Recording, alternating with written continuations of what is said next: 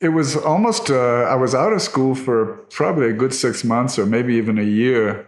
And my mother had heard about this school called Lawrence School in Lovedale in the Nilgiris.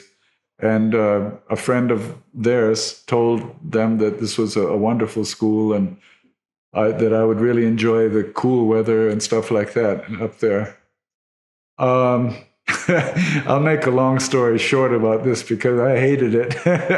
It was originally a military school. It was for the military kids of the British Army, in those days, the Indian Army, but very much British.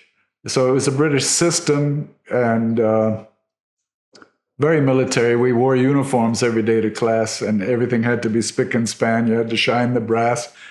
Your beds had to be made just so getting caned was quite a regular sort of thing. So capital punishment had not existed in any school that I had attended in America. So this was a brand new thing for me. And I was always doing something weird and naughty because, I was a little freak. I wasn't one of the boys. And I guess maybe I'm blaming them, but I seemed to be targeted.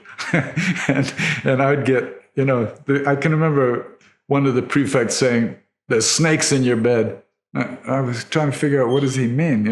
It means that you haven't straightened out your blankets properly, so there's all sorts of bumps in there. And I got a couple of whacks on my bare legs because we all wore shorts and khaki shorts, of course, in those days. And getting whacks on your legs for the very first time, that was quite a shock.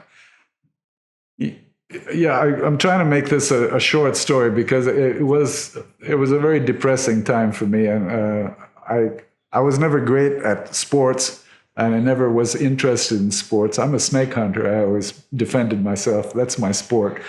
But they wanted me to do football and cricket and all the sorts of.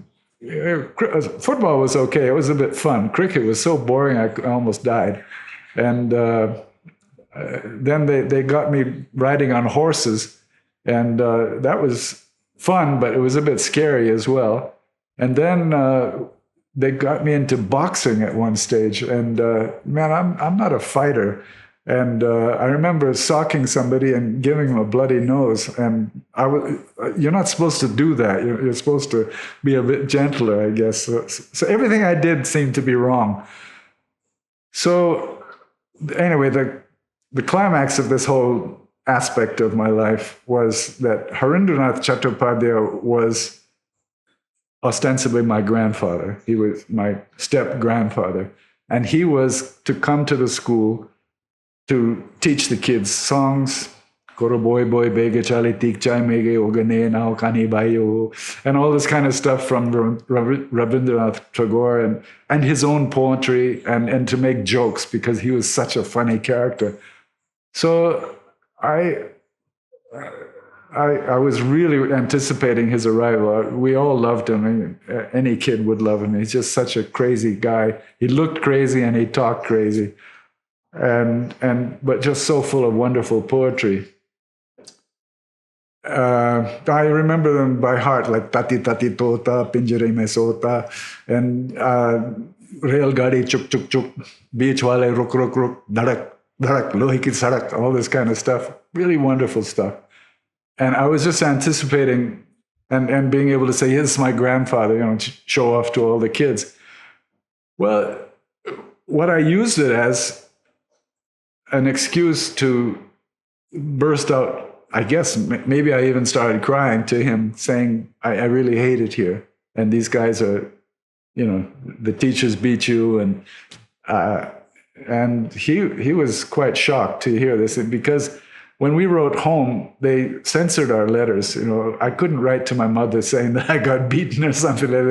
They would censor that, and they say, you're supposed to write, "Dear mother and dad, how are you and all at home? I'm fine. I'm having fun and learning a lot. It's a wonderful place. Love, your son." Yeah, what rubbish. Anyway.